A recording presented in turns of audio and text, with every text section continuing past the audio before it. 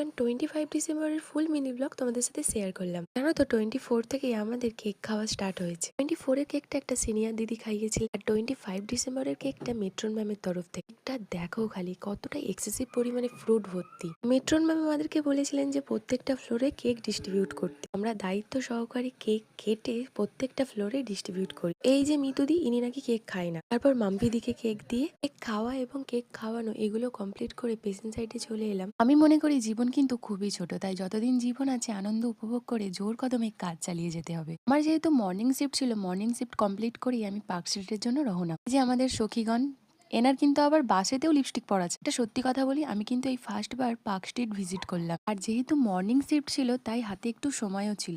চলে গিয়েছিলাম park street. কলকাতাকে এরকম আলো দিয়ে সাজতে দেখে আমি চোখস্মিত। চারিদিকটা এত ভিড় ছিল যে একটা ফটোও তুলতে পারছিলাম না, ঠেলে ঠুলে চলে যাচ্ছে ভাই। যাই হোক, এই ভিড় কাটিয়ে আমি এমন একটা জায়গায় চলে এসেছিলাম যেখানে দেখলাম প্রতিদিন থেকে রিপোর্টার চলে এসেছে র্যান্ডম পার্সন থেকে ইন্টারভিউ নিতে। আচ্ছা দেখো তো এটা পরে আমাকে কেমন লাগছে, এটা না এখন খুবই ট্রেন্ডিং এ চলছে। পরেই দেখা হয়ে গেল জি বাংলা জোয়ার ভাটা সিরিয়ালের এই ভানুদাকে। আচ্ছা তোমরা কি চিনতে পারলে কমেন্ট করো। আর পরেই দেখলাম অ্যালেন পার্কের কাছে এই ক্ষিপ্ত জনতাদের। তাদের মধ্যে কেউ কেউ তো ব্যারিকেড ভেঙে চলে আসার চেষ্টা করে। এত মানুষের ঠেলাঠেলি এবং চা খেয়ে আমাদের গন্তব্যস্থল আমরা চলে। আবারও দেখা হবে অন্য একটা ভিডিওর সাথে, অন্য একটা দিনের সাথে। এখন যাই, বাই বাই। আর হ্যাঁ, লাইক আর সাবস্ক্রাইব করতে ভুলো না কিন্তু। বাই।